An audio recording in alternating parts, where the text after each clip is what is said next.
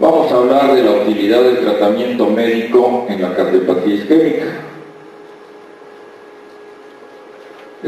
Los datos estadísticos ya los conocemos, solo sirven para recalcar que las cardiopatías isquémicas, además de la diabetes mellitus, la enfermedad vascular cerebral, que están, ya vimos, íntimamente relacionadas, ocupan el primer lugar como causa de mortalidad en México y en la mayoría de los países avanzados.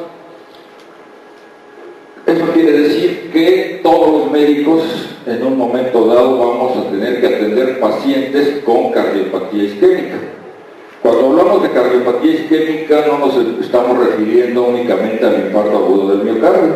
Tenemos como cardiopatía isquémica la isquemia miocárdica silenciosa, que como su nombre lo indica, no hay ninguna manifestación. Solo lo vemos en trazos electrocardiográficos, en monitoreo de Holter, en que el paciente tiene cambios electrocardiográficos sin ningún síntoma. La angina de pecho estable, ya todos conocemos el cuadro. La angina inestable, que es cuando se agrava ya una angina estable, si se agrava pasa a ser inestable. La angina vasoespástica o de Prinzmetal, que son pacientes con coronarias aparentemente normales, pero por un proceso de una vasoconstricción excesiva, llegan a ser isquemia y cuadros anginosos. El infarto del miocardio y todos los estados posteriores a un infarto del miocardio o algún procedimiento de revascularización, sea angioplastía o sea cirugía de revascularización.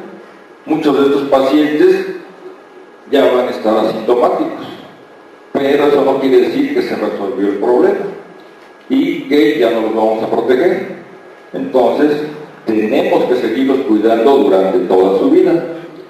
Vamos a limitarnos a los cuadros que van a ver, que son la angina, la isquemia silenciosa, la angina estable, o los pacientes postinfarto del miocardio o de procedimientos de revascularización.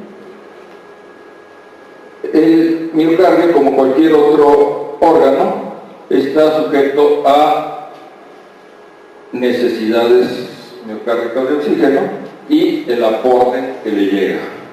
¿Qué es lo que va a depender cada uno de ellos? La demanda de oxígeno va a depender, por un lado, de la frecuencia cardíaca. A mayor frecuencia cardíaca, mayor demanda de oxígeno. La fuerza de contracción del corazón, mayor fuerza de contracción, más necesidades de oxígeno. Y el estrés de la pared ventricular también. A mayor estrés de la pared ventricular, mayores necesidades de oxígeno.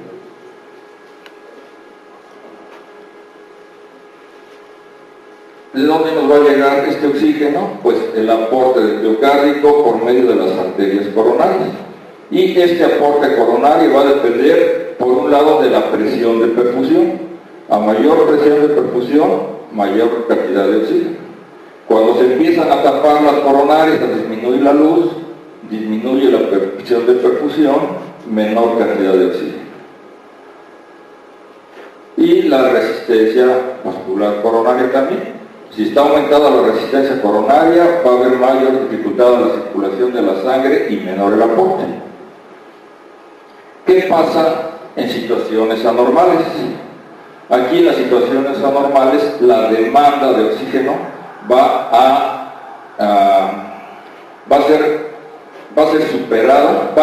superar al aporte. Va a haber déficit de oxígeno y eso es lo que nos va a producir isquemia miocárdica con los cuadros clínicos que ya conocemos. El dolor torácico de angina del pecho, a veces típica, a veces atípica. Datos de disfunción ventricular izquierda. Hay personas que con el ejercicio únicamente presentan disnea, no presentan ningún tipo de dolor, pero es un dato de insuficiencia de isquemia miocárdica, anomalías metabólicas y anomalías electrocardiográficas. Cuando hay isquemia miocárdica, puede ser de dos tipos. Una isquemia reversible, que es la angina inestable, angina mixta, angina vasoespástica o la isquemia silenciosa. O ya en forma irreversible, como es la muerte súbita o el infarto del miocardio. Cuando nosotros vamos a tratar a un paciente con cardiopatía isquémica, hay dos puntos importantes del tratamiento. Uno de ellos es disminuir los síntomas, mejorar la calidad de vida de ese paciente. ¿Esto cómo lo vamos a hacer? Con los medicamentos antianginosos, como son los nitratos, calcio antagonistas y los beta-bloqueadores. Pero el otro punto, y el más importante de ellos, es prolongar la vida. No nada más nos interesa que el paciente viva mejor, sino les vamos a prolongar esa vida. Para prolongar la vida, pues hay que hacer las modificaciones al estilo de vida, que ya hemos estado hablando desde ayer, tratar todos los factores de riesgo, no nada más la pura isquemia. Hay que controlar la diabetes, las dislipidemias, hipertensión arterial, la anemia, etc. Todos los demás factores que nos pueden agravar este caso. Y ya tratándose de medicamentos, los antiagregantes plaquetarios, la inhibición del sistema renina, angiotensina, aldosterona, beta bloqueadores y las estatinas. Las modificaciones del estilo de vida, pues ya no vamos a insistir en ellas. El control del peso, ya dijimos que es muy importante, lo mismo que el ejercicio físico. Moderación en el consumo de alcohol, no suprimirlo, sino moderarlo. Habitualmente ya se sabe que una copa, máximo 2 copas de licor, son buenas para el corazón, más ya no. Y suspender el tabaquismo. Vamos a empezar a ver cómo actúan los nitratos. Los nitratos tienen varias formas como actúan. El más importante es por liberación de óxido nítrico. El óxido nítrico, llamado anteriormente factor relajante derivado del endotelio, que es uno de los principales medicamentos o sustancias vasodilatadoras, y además de las sustancias que evitan la disfunción endotelial. Entonces, si aumentamos el óxido nítrico, en los nitratos actúan principalmente por venodilatación, no tanto la vasodilatación coronaria, sino dilatación venosa. Al haber venodilatación, va a disminuir el retorno venoso. Se queda la sangre en las venas, es menor la cantidad que llega al corazón y la pueden manejar mejor. Esto va a disminuir el volumen ventricular, la presión intracavitaria ventricular y el estrés de la pared. Entonces van a disminuir nuestros requerimientos de oxígeno. Y por otro lado, si hay vasodilatación coronaria, dilatan la zona de la coronaria estenótica, pudiendo aumentar la perfusión del miocardio.